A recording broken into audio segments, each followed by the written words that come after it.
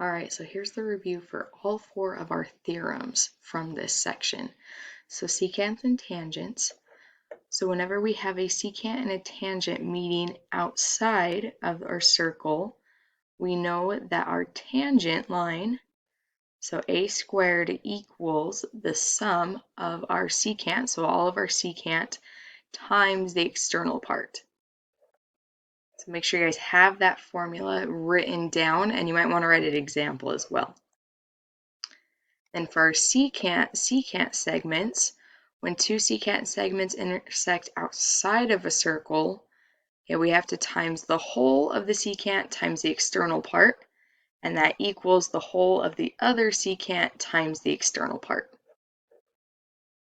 And then for tangent segments, when two tangent segments meet at a common exterior point, the segments are congruent.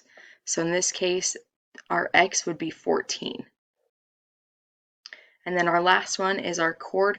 So when chords are intersecting, the product of the lengths of the segments of one chord equal the product of the lengths of the segments of the other chord. So in this case, we've got PL times LK equals ML times LJ.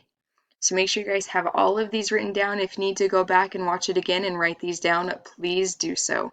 If you have any questions, let me know.